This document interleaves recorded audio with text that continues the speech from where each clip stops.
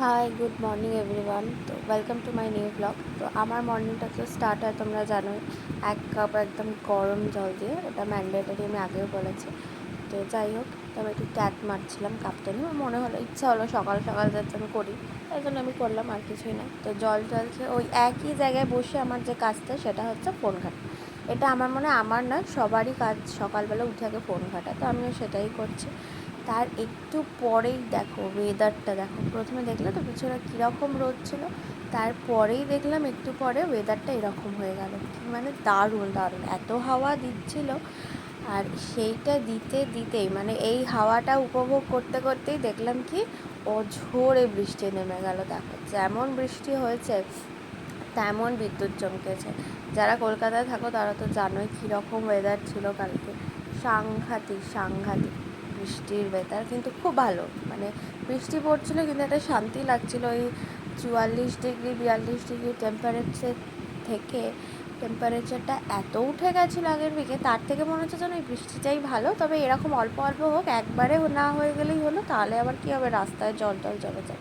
এই বৃষ্টিটা হচ্ছিল আর আমি বসে বসে এখানে দেখছিলাম। আমাদের এই দিকে মানে ভিউটা খুব সুন্দর। এখন পুকুরটা একটু নোংরা হয়ে গেছে, কিন্তু নো ডাউট পুকুরটা যখন পরিষ্কার ছিল তার। আর এই বৃষ্টির দিনে যেটা আমাদের বাঙালিদের ম্যান্ডেটারি খাবার, সেটা হচ্ছে খিচুড়ি। এটা তো খেতেই হবে।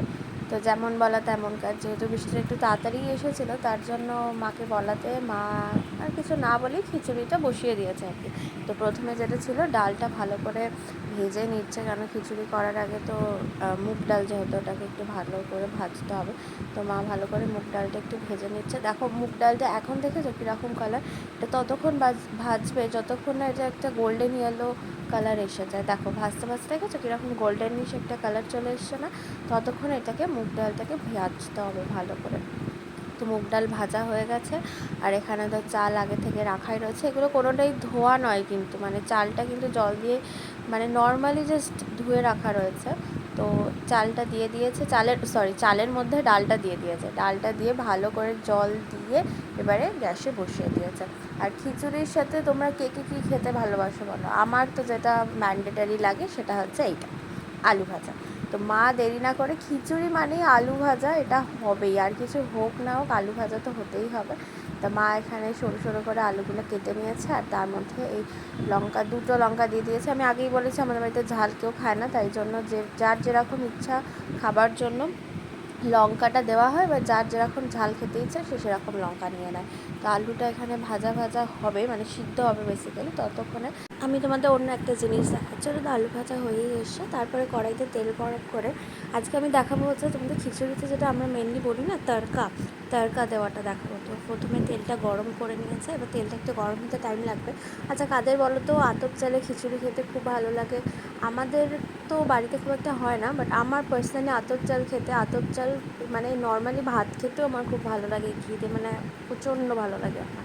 তো যাই হোক, তেলটা গরম হয়ে গেছে। এবারে যেটা এখানে মা দিয়ে দেবে একটু পাঁচ ফোড়ন, যেটাকে বলি, সে পাঁচ ফোড়নটা দিয়ে দেবে। পাঁচ ফোড়নটা দিচ্ছে, দেখেছো কেমন তেলটা গরম হচ্ছে একদম। মানে এই জিনিসটা আমি খুব মানে আগে ভয় পেতাম, মানে এত ফাটতো।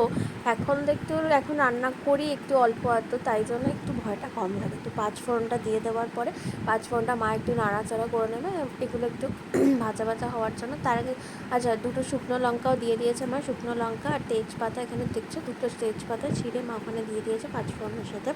দিয়ে ওটা এবার একটুখানি ভাজা ভাজা হবে।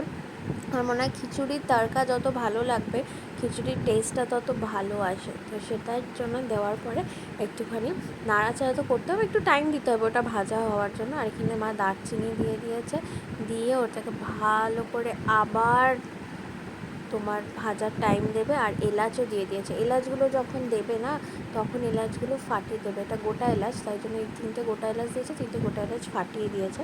তো দেওয়ার পরে এটা এবার একটুখানি ভাজবে, ভাজতে একটু টাইম লাগবে। মশলাটা যত বললাম না, তড়কা যত সুন্দর হবে খিচুড়ির টেস্ট কিন্তু তত ভালো হবে। তাই জন্য এখানে এটা ভালো করে নাড়াচাড়া করে নেবে, ভাজা ভাজা যখন হয়ে যাবে তারপরে ওটা খিচুড়ির সাথে মিশিয়ে নেবে। হ্যাঁ, তো যেটা বলছিলাম, কার কার বলো তো গোবিন্দভোগ চালের খিচুড়ি খেতে ভালো লাগে? আমার তো দারুণ লাগে, পুরো ভোগের খিচুড়ির মতো লাগে। আজকে আমাদের কিন্তু গোবিন্দভোগ চালেরই খিচুড়িটা হচ্ছে। তো এইখানে মশলাটা ভাজা হয়ে গেলে তার মধ্যে মা একটু টমেটো কুচি দিয়ে দেবে একসাথে, এটা তরকার সাথে মিক্স করে একসাথেই খিচুড়িতে পড়বে। আলাদাভাবে মা আর ওখানে খিচুড়িতে কিছুই দেয়নি, দেখেছো নর্মালি চাল আর ডাল দিয়েছিলো। ওখানে গোবিন্দভোগ চাল ছিল ওটা, যেটা হচ্ছে এটা বেশিক্ষণ টাইম লাগে না। তো এটা দিয়ে টমেটোটা দেওয়ার পর দেখেছো কতটা ধুয়ো বেরোচ্ছে, দেখো একদম চচ্চর করে ফাটছে মশলাগুলো। তারপরে দেখো একদম লাফিয়ে লাফিয়ে উঠছে। তো দিয়ে এগুলো ভালো করে ভেজে নেবে, টমেটোটা একটু ভাজা ভাজা হবে, দিয়ে তারপর ওটা মিক্স করে নেবে। হ্যাঁ, গোবিন্দভোগ চালের খিচুড়ি সবসময় মনে হয়, মানে গোবিন্দভোগ চালের খিচুড়ি খাওয়া মানেই মনে হয় না ভোগের খিচুড়ি, ভোগের খিচুড়ি আমার খুব মনে হয়। আর দেখো আমি গল্প শুরু করছি আর আমার মা একটা একটা করে জিনিস দিয়েই যাচ্ছে। আর এখানে দিল হচ্ছে আদাটা কুচি নয়, আদাটা ওই যে ঘষে নিয়েছে, ঘষে নিয়ে ওইটা দিয়ে দিয়েছে। আর এখানে 3টে বড় বড় কাঁচা লঙ্কা, একটা ছোট্ট আছে। এই লাল লঙ্কাগুলো কিন্তু খুব ঝাল হয়, মানে আমি একদম, যেই লঙ্কাগুলো প্রচণ্ড লাল হয় সেটা সাইজে ছোট হোক আর বড় হোক, মানে তার ঝাল তো আলাদাই হয়। তো এইবারে আরও একটু নাড়াচাড়া করে নেবে, একটু মশলাটা হতে টাইম লাগবে, মানে একটু ভাজতে টাইম লাগবে। আর টমেটোটাও তো একটু ভাজা হবে, নাহলে টমেটোটা কাঁচা থেকে যাবে, তাহলে তরকারিটা খুব একটা ভালো হবে। তো এগুলো দেখো এটা একটু হবে হতে হতে। তো আমি যেটা দেখছি এবার ভাজাটা মোটামুটি কমপ্লিট হয়ে গেছে। এবার মাকে করবে এই চালটা দেখে নেবে কতটা সিদ্ধ হয়েছে। এটা যখন হয়ে আসবে একদম লাস্ট মোমেন্টে তখন তরকাটা দিতে হয়। আচ্ছা, এর মধ্যে মা একটুখানি যেটা দিয়ে দিল, একটু নুন দিয়ে দিল, যেমন স্বাদ মতন নুন দিয়ে দিয়েছে। এবার সেটা তোমাদের, আমি এখানে কোয়ান্টিটি বলছি না, যার যেরকম স্বাদ মতন, মানে যে যেরকম দেয় নুনটা সেরকম দেবে। আর একটু হলুদ গুঁড়ো দিয়ে দিয়েছে, দিয়ে ভালো করে এটা চালের সাথে ডালের সাথে নাড়াচাড়া করে নিয়েছে। এখানে দেখো এখন এটা হতে একটু টাইম লাগবে দেখে মনে হচ্ছে। তো এটা হোক আস্তে আস্তে। আর ওখানে তরকাটাও রেডি হয়ে গেছে। এবারে যখন এটা পুরোপুরি প্রপারলি রেডি হয়ে যাবে খিচুড়িটা, তখন কী করবে, তরকাটা ওর মধ্যে দিয়ে দেবে। দেখো এখন এটা ভাজা ভাজা হচ্ছে। তরকা সবসময় বেশি করে ভাজবে, যত ঝাঁঝ হবে বা যত ভালো ভাজা হবে তত এটার টেস্টটা বেশি ভালো হবে। দেখো তরকাটা ভাজা হয়ে গেছে, খিচুড়িটা মোটামুটি মনে হচ্ছে ওইদিকে রেডি হয়ে গেছে, যেহেতু গোবিন্দভোগ চাল বেশিক্ষণ টাইম লাগার কথা না। দেখো ফুটে গেছে। এবারে তরকাটা ওর মধ্যে মা ঢেলে দিল। দেখছো একটা মানে আলাদাই মনে হলো, যেন সেই আমাদের নর্মাল স্কিনের উপর মেকআপ পড়ে গেল এইরকম দেখতে লাগলো, তাই না? দেখো এবারে খিচুড়িটার রূপটাই আলাদা হয়ে গেল। আরেকটু হবে, এখনও পুরোপুরি হয়নি, মা ওটা একসাথে দিয়ে দিয়েছে। এবার দেখো খিচুড়ি রেডি। আর বললাম এদেশি, আর খিচুড়িতে চিনি মাস্ট, সবেতেই আমাদের চিনি যায়, অল্প একটু গেলেও যায়। তো দিয়ে এবারে খিচুড়িটা আরেকটু নাড়াচাড়া করে নেবে। দেখেছো কতটা গরম ধুয়ো বেরোচ্ছে, কেমন ক্যামেরাও পুরো ধুয়োতে ঘোলা হয়ে যাচ্ছে। তো বাস খিচুড়ি রেডি। আচ্ছা, ঢাকা দিয়ে দিল। আর খিচুড়ির সাথে আলু ভাজা হয়ে গেছে। আরেকটা হচ্ছে বড়ি ভাজা।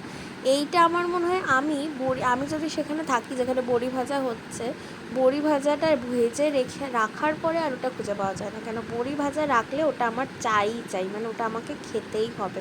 আমি ঘুরতে ফিরতে 2-3টে বড়ি খেয়ে নিই। আমার এরকম ভাঙা বড়ি না, গোটা বড়ি খেতে খুব ভালো লাগে, মানে যেগুলো বড় বড় হয় না, গোটা বড়ি। আমার যে তরকারিটা আমার মায়ের আমাকে খাওয়ানোর হয় সেটাতে আমার মা বড় বড় বড়ি দিয়ে দেয়, দিয়ে ওই তরকারিটা আমাকে দিয়ে দেয়, আর সাথে 3-4টে বড়ি দিয়ে দেয়। বাস আমি বড়ি দেখে দেখেই বাকি তরকারিটা খেয়ে নিই, আর কি আছে দেখার দরকার নেই।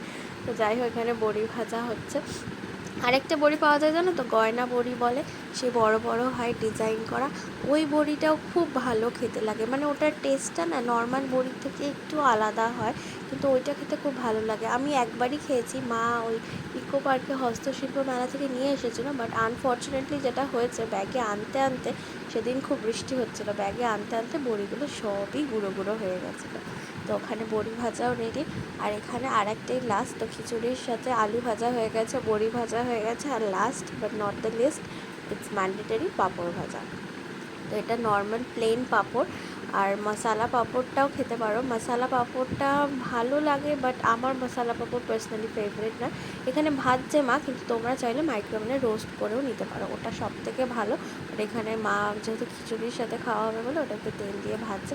তেল দিয়ে ভাজলে দেখবে ওটার ক্রিস্পিনেসটা আলাদা হয়। তো রোস্ট করলেও যারা চাইবে রোস্টও করে নিতে পারো। আমরা অনেক সময় রোস্ট করেও পাঁপড় ভাজা খাই, মানে চা দিয়ে বা চাই ভাত দিয়ে হোক রোস্ট করেও খাই। হুট করে তাড়াহুড়ো থাকলে, এখন মা রান্না করছে বলে ওই জন্য পাঁপড়টা একবারে ভেজে নিল তেলে।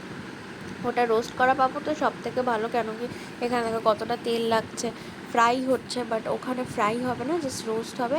মাইক্রোওভেনে দিয়ে আই থিঙ্ক 1 থেকে 1.5 মিনিট দিলেই পাঁপড় ভাজা রেডি হয়ে যাবে। তো এখানে পাঁপড় ভাজাটা মানে তেলটা এখনও গরম হয়নি, তেলটা একটু গরম হতে টাইম লাগবে, যার জন্য পাঁপড় ভাজাগুলো ঠিকঠাক মতন ফুলছে না, দেখেছো? ওটা হতে হতে তেলটা গরম হয়ে যাবে। দেখো এই পাঁপড়টা দেখেছো, এই পাঁপড়টা কী সুন্দর ফুলছে। আগের পাঁপড়টা ফোলেনি কেন, তেলটা তখন ঠিকঠাক গরম হয়নি। এখন দেখো তেলটা গরম হয়ে গেছে, দেখো কেমন ফুলছে, দেখেছো? পুরো লুচি ভাজার মতো ফুলছে। পাঁপড় ভাজা দেখতে কিন্তু লুচি ভাজার মতনই লাগে, যাই বলো। তো এখানে পাঁপড় ভাজাটা হয়ে গেলেই রেডি হয়ে যাবে। আর খিচুড়ির সাথে আর একটা জিনিস হলে ভালো হতো, মানে যেহেতু এখানে গোবিন্দভোগ চালে খিচুড়ি হচ্ছে, সেটা হচ্ছে আলুর দম। মানে তাহলে মনে হতো মানে পুরোই ভোগের খিচুড়ি হয়ে যেত, যে খিচুড়ি, আলুর দম, আলু ভাজা, তারপরে পাঁপড় ভাজা, বড়ি ভাজা। কিন্তু যেহেতু বাড়িতে হচ্ছে তাই আলুর দম হবে না, মা বলে দিয়েছে। আর বিকেলে আমি একটু বেরিয়েছিলাম বাবার সাথে, সেটা হচ্ছে একটু মাছ কেনার জন্য, যেহেতু আজকে পুরো দিন খুব বৃষ্টি হয়েছে, ইভেন বিকেলবেলাও বলো সন্ধ্যাবেলাও বলো খুব বৃষ্টি হয়েছে, কিন্তু এখানে মাছ কেনা হলো অল্প একটুখানি। তো মাছ কেনার পরে দেখছো রাস্তার অবস্থা দেখো, তখন আমি এটা ভিডিও করেছি প্রায় 10টা বাজে, এখন 10টার সময় অবস্থা দেখো, রাস্তা পুরো ভিজে রয়েছে, আর তখনও কতটা ভিড়। তাহলে আজকে এখানেই শেষ করছি, আবার দেখাবে অন্য একটি ব্লগে।